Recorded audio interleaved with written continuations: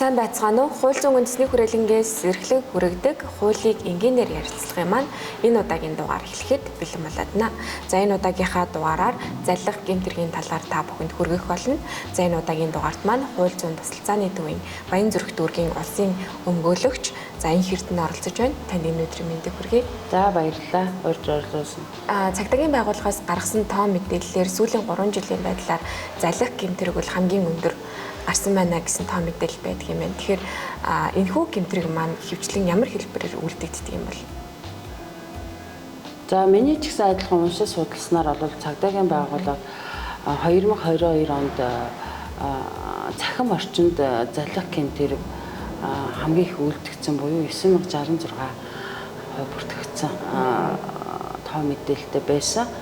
Тэгэхээр энэ заллах гэмтэргийн хэлбэр нь одоо сүүлийн үед одоо нийгмийн дэвшил хөгжлийн хувь цахим орчин хөгжснөөс шалтгаалаад нэг хэрэглэгчдийн хүрээ төлснөөс шалтгаалаад энэ төрлийн гэмтэрэг одоо цахим орчинд заллингийн гэмтэрэг үйлдэх хэлбэр бол маш өргөн хүрээ тархаж байна гэж харж байгаа. За энэ дээр бол жишээ авч ярихад бол нөгөө бусдын Facebook хаягийг хууль бусаар нэвтэрч ороод тухайн хаягийг ашиглаад бусдыг одоо хохирох асуудал маш их байна. Тэгэхээр одоо энэ талаар одоо сүүлийн үед одоо нийт гэмтэргийн бүртгэгдэж байгаа тохиолдол бол ерөөсөө энэ хувийн мэдээлэл рүү хууль бусаар цахим орчин нэвтэрч одоо гэмтэргийн шинжтэй үйлдэл хийж байна. За заллах гэмтэрэг гэдэг маань өөрөө юу юм одоо эхлээд хууль зүйн ойлголтыг хэлье. Ерөөсөө хуурч одоо бичвэр нь цахим хэрэгсэлийг ашиглаад за бусдын итгэлийг уруулан урдын харилцааны явдал итгэлийг одоо харилцааны явдал бий болсон итгэлийг далиндуулж бусдын эд хөрөнгийг одоо хуурч завшиж авахыг үлддэг заллах гэмтэрэг гэж байгаа. За тэгээд энэ дээр жишээ авч ярихад бол жишээ нь одоо таны одоо Facebook нууц хаягийг мэдээд за тухайн хаягнаас одоо нэвтэрч ороод таны дансны мэдээлэл бүх мэдээллийг одоо тухайн хүн хэрэг толгойч нь хуулбарлаа авч захим одоо хитэж чинь захиран зарцуулах юм уу те эсвэл бусад ойр дотны хамаатан садан руу тухайн хаягнаас те бодит байдлыг нууж замаар ингээд төөрөгдөлд оруулаад хуурч одоо тухайн данс хин нэгний дансыг ашигладаг ч юм уу ямар нэгэн байдлаар одоо гэмтэргийн шинжтэй үйлдэл хийж байгаа гэсэн жишээ. Жишээлх юм бол бас би яг нөгөө сонсч ирсэн юм хурдан хугацаанд виз гаргана гэдэг ч юм уу тийм байдлаар одоо хүнийг хуурах бас асуудал байдаг юм билээ. Тэгэхээр одоо иймэрхүү төрлийн заллах гэмт хэрэгт одоо өртсөн хохирогч маань ер нь хаана хандаж энэ асуудлыг шийдвэрлэх шаардлагатай байдаг юм бэл. За ер нь бүх төрлийн гэмт хэргийг одоо хохирсон асуудлыг бол мэдээж хариалагдах газрынхаа цагдаагийн байгууллагад хандна. За нөгөө тухайн гэмт хэрэг гарсан газрын хариалагдах цагдаагийн байгууллагад хандна гэсэн хаана яг залилуулж байгаа юм те хаана явж байгаа залилуулж байгаа юм. За тэгтээ бас зарим хүмүүсүүд цагдаагийн байгууллагад хандхаас гадна бас хууль зүйн зөвлөгөө мэдээллийг бол бас өмгөөлөгч нараас ч юм уу те одоо гадар зөндөө өмгөөллийн үйлчлэгээ эрхэж байгаа өмгөөлөгч нар ба өмгөөлөгч нараас бас зөвлөгөө авч олно. За манай байгууллагын нэг онцлог бол бас энэ асуултан дээр чинь холбогдуулаад хохирсон этгээдүүд хаана хандах вэ гэдгээс илүү нэг хууль эрх зүйн мэдлэггүй хүмүүсүүд нөө айд сандарсан яах учраа олохгүй хүмүүсүүд байгаа штэ. Хууль эрх зүйн ямар ч мэдлэггүй.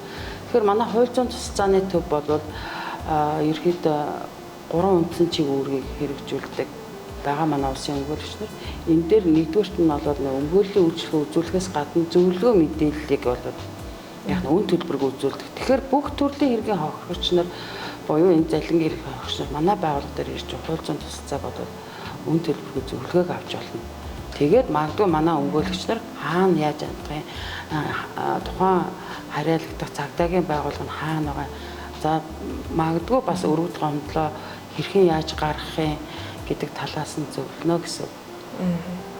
За тэгэхээр бас нөгөө талд одоо гэмт хэрэг үйлдсэн этгээд байгаа. Тэгэхээр тэр этгээдэд хүлээлгэх хариуцлага нь юу ямар байдаг юм бэл? За мэдээж нөгөө мөрдөн шалгах ажиллагаа явагдаад нотлох баримт одоо хангалттай бүрдсэн гэж үзэх юм бол одоо прокурорын мөрдөн шалгах ажиллагааг прокурорын хяналтын дээр явагдаж байгаа шүү дээ.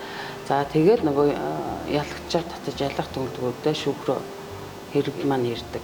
За тэгээ шүүхийн нотлох баримтанд хангалттай нотлогдсон байна гэж үзэх юм бол шүүхийн буруутай тооцож нөгөө хүнд яах нь зохих эрүүгийн хариуцлага хүлээлгдэг. Тэгэхээр залхах гэмт хэргийн хувьд бол нөгөө түрүүн хэлсэнтэй гэмт хэргийн шинжийг хуурч одоо зохиомжтой байдлыг зориудаар бий болгосон бусдын итгэлийг одоо уруулан ашиглаж одоо нөгөө цахим хэрэгсэл ашиглаж за нөгөө урдын харилцааны явдалд би бас итгэлийг түрүүн ашиглаж ингэж бусдын эд хөрөнгийг одоо болон эд хөрөнгийн эрхийг шилжүүлж авсан бол яах нь эрүүгийн хариуцлага нь за эрүүг үеийн тусгай анги 17-гийн 1-р зүйлийн 3 дахь хэсэг зааснаар бол яах нь 451-ээс 14001 буюу одоо торгох эсвэл 240 цагаас 720 цагийн нийт тустай ажил хийлгэх эсвэл 6 сараас 1 жилийн хугацаагаар зорчих гэхийг хязгаарлах ял шийтгэх эсвэл 6 сараас 3 жилийн хүртэлх хугацаагаар хорих ял шийтгэх. За 6 сараас 3 жил хүртэл хорихаар шийтгэхээр ингэж эрүүгийн хариуцлагыг бол хуульчилсан байдаг санкц. За магадгүй энэ гэмт хэргийг одоо нэг хүндрүүлэх шинж буюу нөгөө энэ түрүүний хийсэн гэмт хэргийн шинжийг албан тушаалын байдлаар ашиглах ч юм уу эсвэл ноцтой их хэмжээний хохирол учруулсан бахан бол яг нөгөө гэмт хэргийн зүйлчил маань хүндэрч одоо энэ өөрөө хүнд гэмт хэргийн ангилд ороод 2-8 жилийн хоригдолтой за мөн бас 10,001-ээс 40,001 хэмжээгээр торгох ялын эрүүгийн хариуцлага байдаг. За би сая энэ дээр нөгөө юу гэж ярьлаа шүү дээ. Нөгөө их хэмжээний хохирол ноцтой хохир учруулсан бол ингээд хохирчд учруулсан бол нэг гэмт хэргийн хүндрүүлэх шин. За энэ их хэмжээний хохирол гэдэг маань эрүүгийн хуулийн зааснаар болоод байна. 50 саяас дээш хохирчд учруулсан байна гэж ойлгох хэрэгтэй. За мөн бас хүндрүүлэх шинжтэй хүндрүүлэх төсөд бас эрүүгийн хуулийн тусгай ангийн 11-р зүйлийн 3 дахь хэсэгт бол нөгөө энийг байнга үлдэж амжирч байгаа амьдралын их үүсвэр болгосон бахан бол яах нь энэ өөрөө бас хүнд гэмт хэргийн шинж болоод явна. За тэгээд дээр нь энэ дээр бол бас нөгөө олон шатлал пирамидын лойрын аргаар бас үлдсэн бахан бол сколоос зохион байгуулалттай гэмт хэрэг үлдсэн бахан бол яах нь энэний эрүүгийн хариуцлага нь 5-аас 12 жилийн хоригдолтой гэмт хэргээр ингэж эрүүгийн тусгай ангид хуульчилсан байгаа. За сүүлийн үед хүүхдүүд маань интернет бас их ашиглах болсон. Тэгэхээр энэхүү гэмт хэрэгт бас өртөх эрсдэл хэр байдаг юм бол? За ер нь бол эрсдэл маш өндөр. За ерөөхдөө бол энэ гэмт хэргийн хохирогч нар ерөөхдөө нөгөө нэг захим мэдээллийн мэдлэг сулаас илүү хохирж байгаа шалтгаан нөхцөлийг бас цагдаагийн байгууллага судалсан тогтоосон судалгаанд байдаг л да. Тэгэхээр одоо захим орчинд ерөөхдөө л мэдлэг сулаасаа болоод өртөх. За тэгээд нөгөө найз нөхөд нөгөө түрүүн би хэлсэн ш нөгөө гэмт хэргийн шинжгээд нөгөө урдын харилцааны ямсд итгэлийг бий болсон. Тэгэхээр нөгөө сургуулийн орчинд нэгэндээ нөгөө ангийн хүүхдүүд би энэтэй нөгөө итгэсэн итгэлийн одоо далиндуулж нөгөө хуурц залим ихлэх явдал их байна. За би энэ дээр нэг жишээ аваад яриа. Энэ 10 жилийн хүүхдүүд одоо ингээд ангийн хүүхдүүд би энэс ингээд тэ гар хуцаа өгөөч ээ. Ингээд гар хуцыг гуугаад авчдаг. Тэгснэ нөгөө гар хуцын цаашаа очиод авж байгаа үйлдэл нь бол яг нэг зөвшөөрлөлтөд авч штэ. Тэгээд нөгөө гар хуцыг яг нэг цаашаа очиод ламбард нь тавиад тэгээд нөгөө ламбард нь тавьсан мөнгөөрөө PC тоглолцдог. Тэгэхээр эндээс юу гэж харагдаж байна гэхээр нөгөө ууг нь бол тэр хүнд гар хуцаа өгөөч игээд гуугаад өгж байгаа болохоос биш цаашаа одоо ингээд нөгөө захиран зарцуулга ирэх өгөөгүй штэ. Нөгөө уцаар нь магадгүй нөгөө захин орчинд нөгөө нөгөө уцаар нь магадгүй тий нөгөө захин орчинд өөрөх нь уцыг хэрэглээд захин орчинд бас гэмт хэрэгт одоо эсвэл одоо нөгөө өөрийнх нь нэр төрөнд гутаах ч юм уу доромжлох тий ангийн нөгөө одоо ялангуяа нэг юм байдаг шүү дээ 10 жилийн хүүхдүүд нөгөө ангийн групп гэдэг тий ангийн группт одоо ингээд багштай групп гэхээр арай соёлтой багшгүй групп гэхээр тэр дотор ингээд одоо арай тийм замбрааг байдаг энэ дотор нөгөө захин орчинд нөгөө хүүхдийн эрх зөрчигдөх явдал маш хараалын үг хэлж дээ тий ингээд эцэг хин болж игэл тэр багшгүй группийг бол эцэг хин бас уцанд нь ял тавьж явах хэрэгтэй гэж би бас үздэг. Тэндээсээ бол захин орчинд хүүхд гэмт хэрэгт өртөх хохирч болох талууд бас байгаа. Залах гэмт хэрэгээс одоо ер нь хэрхэн урьдчилан сэргийлэх вэ? За ер нь бол урьдчилан сэргийлэхийн тулд мэдээж тодорхой хэмжээний хууль эрх зүйн мэдлэгтэй байж иж тий өөрийгөө хүн бол гэмт хэрэгээс урьдчилан сэргийлэх